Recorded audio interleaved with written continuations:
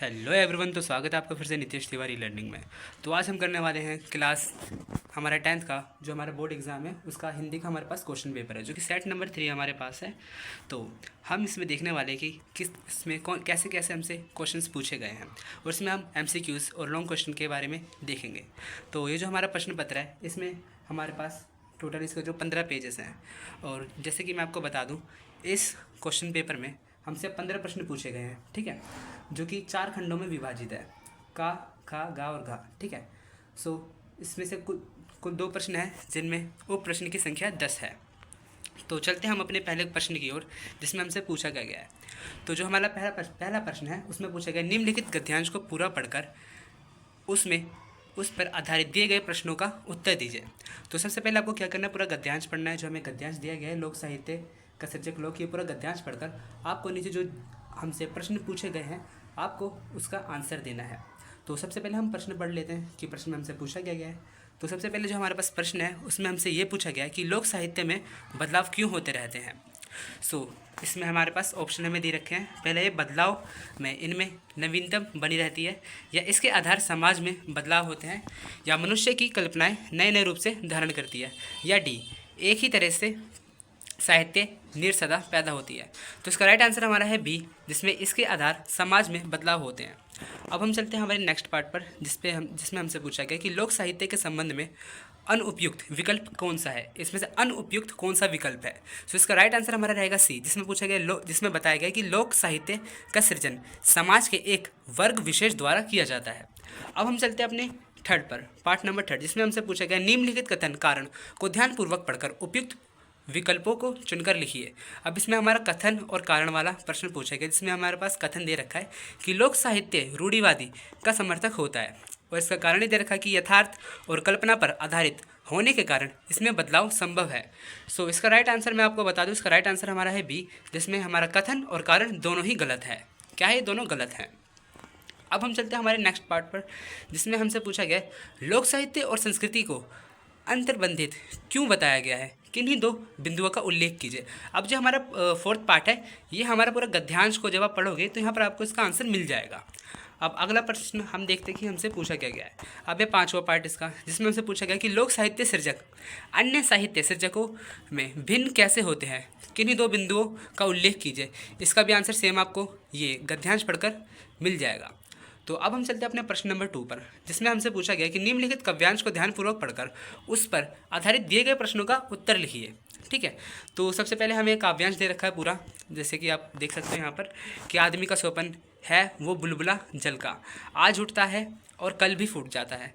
ये जो हमारा पूरा काव्यांश है इसको आप पढ़कर इसमें से जो हमसे प्रश्न पूछे गए हैं उसका आंसर आपको देना है। तो पहला इसमें हमारा है, इसमें कॉलम दे रखे हैं जिनमें सुमेलित करना है, इसको क्या करना है, मिलान करना है। ठीक है, तो इसका मैं राइट आंसर अगर आपको बता दूं तो इसका राइट आंसर हमारा है बी, जिसमें आपका पहले का दूसरा रहेगा, है ना, और दूसरे का तीसरा और तीसरे का पहला। ठीक है, ये इसका राइट आंसर है। अब हम चलते हैं अपने सेकंड पार्ट पर। इसका जो सेकंड पार्ट है इसमें हमसे पूछा गया आज का मानव अपने पूर्वजों से भिन्न कैसे है। अनुपयुक्त विकल्प का चयन कीजिए कि जो आज का मानव है वो अपने पूर्वजों से किस तरीके से भिन्न है। इसमें हमें ऑप्शन दे रखा है, वह अपनी कल्पना को सोच कर सकता है, या वे विचारों से अत्यंत विवेकशील है, या वे अपने सपने को साकार करना जानता है, या है इसका डी, वह सिर्फ सपने देखता ही जानता है। क्या करना जानता है, वो सिर्फ सपने देखना ही जानता है। अब हम चलते हैं अपने नेक्स्ट पार्ट पर, जिसमें हमसे पूछा गया कि काव्यांश में नए घर की नींव रखने से क्या अभिप्राय है ना। ऑप्शन पढ़ लेते हैं इसका, नवीन मान्यताओं को स्वीकारना, या नए घर का निर्माण करना, या नए घर को आधार बनाना, या नए समाज की रचना करना। इसका राइट आंसर हमारा डी, की नए समाज की रचना करना। ये क्या है, नए घर की नींव। अब हम चलते हैं अपने नेक्स्ट पार्ट पर, जिसमें हमसे पूछा गया कि काव्यांश का मूल भाव, जो पूरा काव्यांश पीछे दे रखा है उसका मूल भाव आपको कितने शब्दों में लिखना है, 25 से 30 शब्दों में।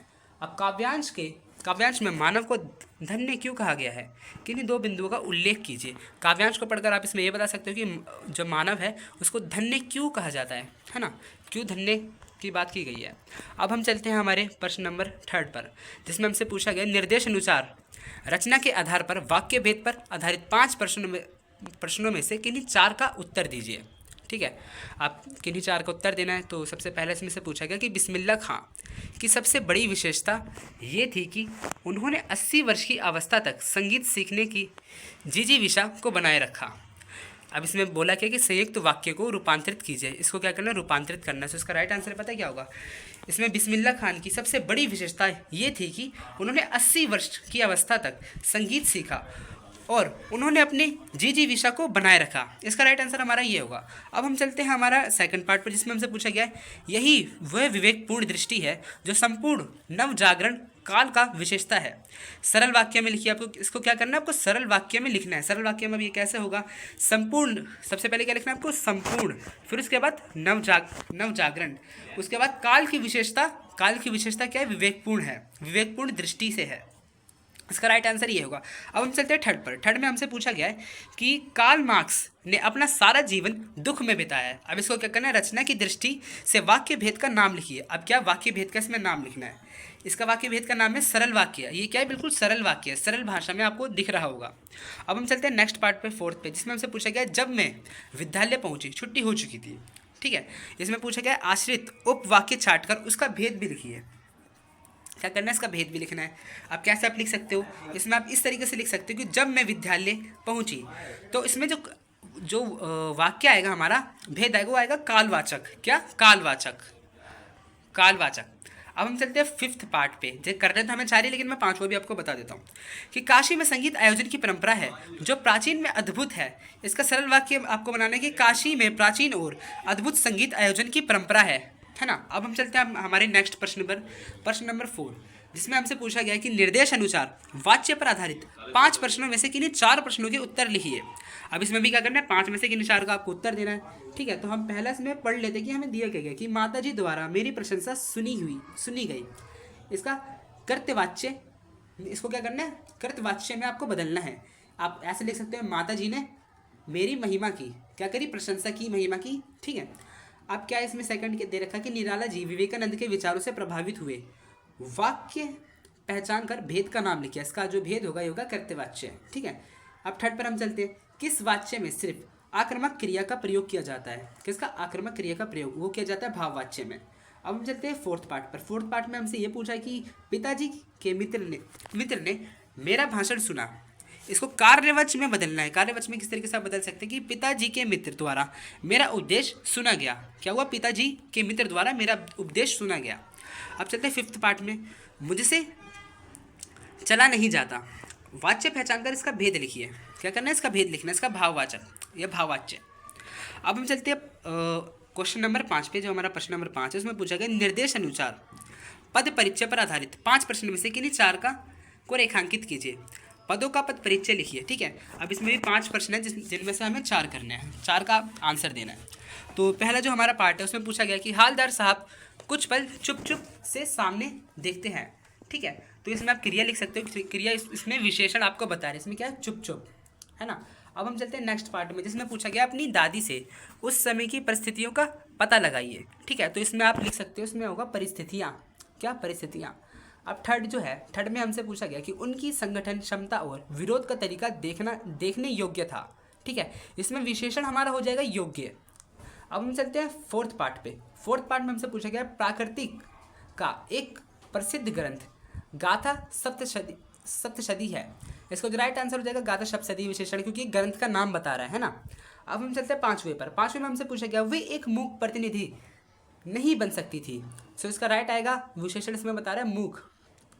क्या, मूक। अब हम चलते हैं हमारे प्रश्न नंबर 6 पर, जिसमें हमसे शायद ये पूछा जा रहा है कि अलंकार, हाँ, निर्देश अनुसार अलंकार पर आधारित 5 प्रश्नों में से किन 4 प्रश्नों का उत्तर रेखांकित करना है, यानी 5 में से भी आपको 4 का बताना है। तो सबसे पहले हम पढ़ते हैं कि इसमें पूछा गया है उस काल मारे क्रोध के तन कांपने उनका लगा, मानो हवा के वेग से सोता हुआ सागर जगा। सो इसमें अब उत्प्रेक्षा अलंकार है, इसमें उत्प्रेक्षा अलंकार।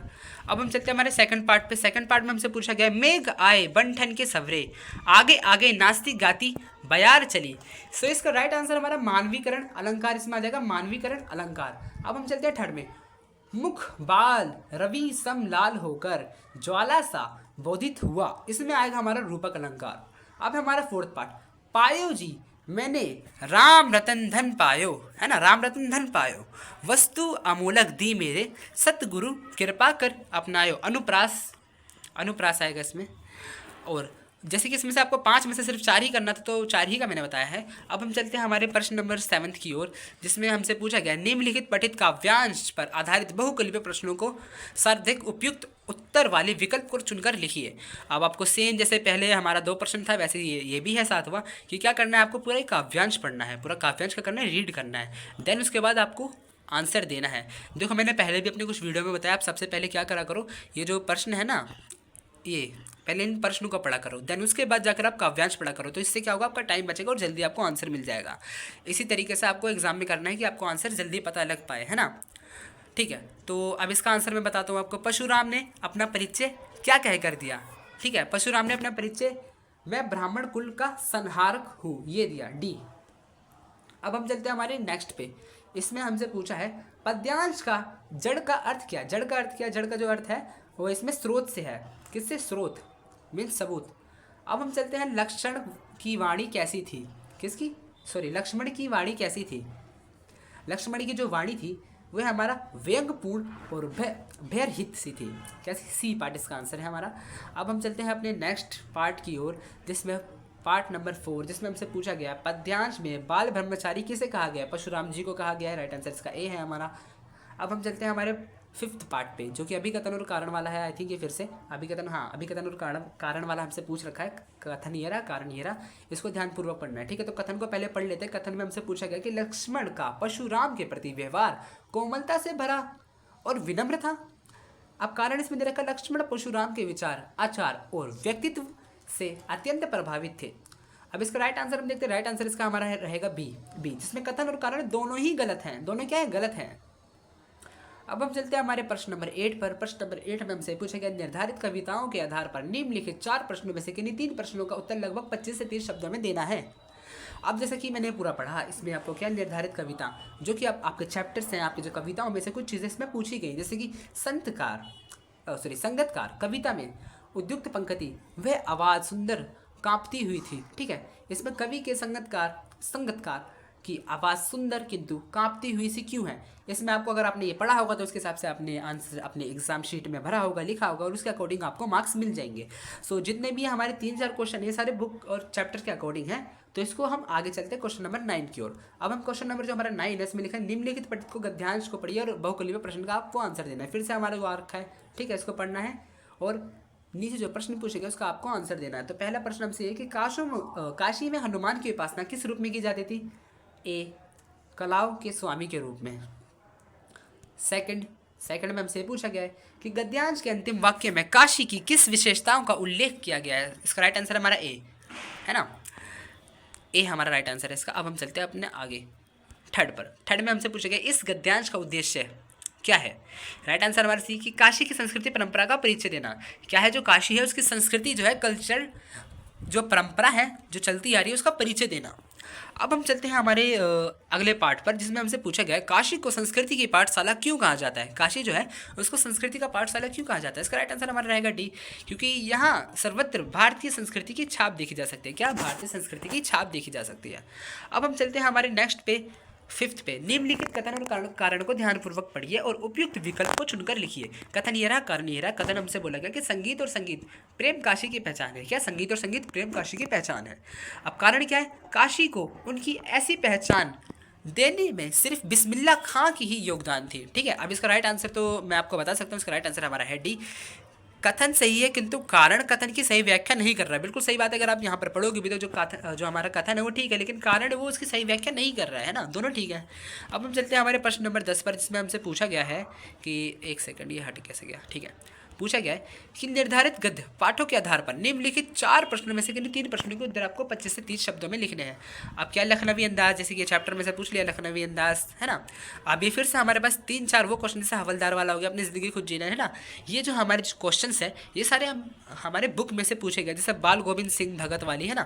तो ये सारे जितने भी हमारे बुक से पूछे गए हैं प्रश्न, अगर आपको इसका आंसर आता होगा तो आपने अच्छे से लिखा होगा, इसका आपको मार्क्स मिल जाएंगे। अब हम चलते हैं प्रश्न नंबर 11 पर, जिसमें हमसे ये भी वही वाला है कि पाठ्य पुस्तक के आधारित निम्नलिखित 3 प्रश्नों में से किन्हीं 2 प्रश्नों के उत्तर लगभग 50 से 60 शब्दों में आपको लिखना है ना। भोलानाथ वाला चैप्टर आ चुका है आपका भोलानाथ, और मैं क्यों लिखता हूँ, है ना। इन पाठ के आधार पर आपको इन प्रश्न जो प्रश्न पूछे गए उसके आपको आंसर देने हैं। प्रश्न नंबर 12 आप देख सकते हो, जिसमें पूछा गया है ऊर्जा संरक्षण हेतु जागरूकता फैलाने के लिए पेट्रोलियम मंत्रालय की ओर से जनहित में जारी एक आकर्षण विज्ञापन लगभग 40 शब्दों में तैयार कीजिए। ठीक है, विज्ञापन लेखन आपका आ चुका है, इसमें रचनात्मक लेखन में देख सकते हो आप। विज्ञापन में इसके बारे में मंत्रालय को बता सकते हो, ऊर्जा संरक्षण जागरूक फैलाने के लिए, है ना। सो जैसा कि ये इसका मैंने करा भी रखा है, आप वीडियो जाकर देख सकते हो मेरे चैनल पे, इसी चैनल पे पड़ी हुई है, जाकर आप वीडियो देख सकते हो। ठीक है, अब अपना नेक्स्ट देखते हैं। इसमें पूछा कि आपकी बड़ी बहन की पदोन्नति कैप्टन से मेजर के रूप में हुई है, उन्हें बधाई देते हुए लगभग 40 शब्दों में लिखी है। ठीक है, ये भी पत्र टाइप है, इसको आपको करना है। ठीक है, अब चलते हैं निम्नलिखित 3 विषयों में से किसी एक विषय पर संकेत बिंदु के आधार पर लगभग 120 शब्दों में अनुच्छेद लिखे। अनुच्छेद लेखन आपका आ चुका है इसमें, जिसमें जलवायु परिवर्तन, है ना, घटता संकट, संकेत बिंदु जैसे कि दे रखा है, इसमें आपको क्या लिखना है, जलवायु परिवर्तन क्या है, जलवायु परिवर्तन के कारण, है ना, एनवायरनमेंट जो भी चेंज होता है उसके बारे में समस्या और इसका समाधान, ये सारी चीज़ आपको इसमें कवरअप करनी है, पॉइंट्स दे रखे हैं आपको। अब दूसरा है हमारे इसमें नारी सशक्तिकरण, है ना। संकेत बिंदु इसमें क्या है, नारी सशक्तिकरण का अर्थ क्या है, पहला तो ये बताना है, वर्तमान में इनकी आवश्यकता क्यों है हमें, और भारत में स्थिति एवं सुझाव भी आपको देना है। जैसे कि अब है क्वेश्चन नंबर 4, अब थर्ड में ये भी दे रखा है, आप ऊपर पढ़ सकते हो, जैसे कि ये हमारा है नैतिक शिक्षा के बारे में, संकेत बिंदु नैतिक शिक्षा का अर्थ क्या है, वर्तमान में इसकी आवश्यकता क्यों है, और उसका प्रभाव और सुझाव लिखना है। अब प्रश्न नंबर 14, जिसमें हमसे पूछा गया है कि आप रंजना या राजन है और संयमित और स्वास्थ्य जीवन शैली का महत्व बताते हुए छोटे भाई को लगभग 100 शब्दों में पत्र लिखना है। पत्र लेखन, छोटे भाई को पत्र लिखना है, उसको बताना है। ठीक है, अब प्रश्न नंबर हम 15 देख लेते हैं, जिसमें हमसे पूछा गया है कि आप क्या हैं, आप नीलाक्षी या नीलकांत हैं।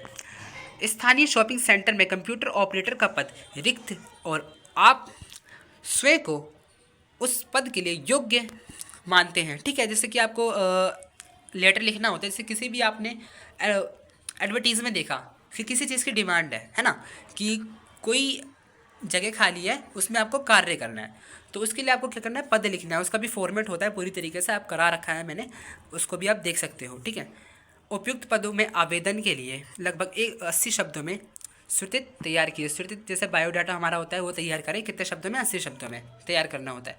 अब जो हमारा अथवा वाला लास्ट क्वेश्चन है, इसमें लिखा है आप नीलाक्षी नीलकांत है, आपके पिताजी का पैन कार्ड खो गया है, कहीं खो गया है, इस संबंध में आयकर अधिकार को आपके पिताजी की ओर से लगभग 80 शब्दों में एक ईमेल लिखना, ईमेल लिखन। ओके, सो मे बी ये वीडियो, आई होप कि आपको ये वीडियो पसंद आई हो। ठीक है, और जैसा कि एग्ज़ाम का मैं फॉर्मेट बताऊँ, ये एग्ज़ाम कैसा रहा है। एग्ज़ाम कुछ ज़्यादा डिफिकल्ट था नहीं, लेकिन हाँ कुछ इसमें अलंकार वगैरह डिफिकल्ट थे, और जो लास्ट का पेपर थोड़ा सा लेंदी हो गया होगा आप लोगों के लिए, जो कि हमारा 80 मार्क्स का पूरा एग्ज़ाम था। तो मे बी आई होप कि आपको वीडियो अच्छी लगी होगी। अगर आपको वीडियो ज़रा सी भी अच्छी लगी तो वीडियो को लाइक और चैनल को सब्सक्राइब करना ना भूलें। मिलते हैं अगली वीडियो में, तब तक के लिए जय हिंद और जय भारत। 11th में एक साथ मिलकर हम तैयारी करेंगे। ठीक है, गुड बाय।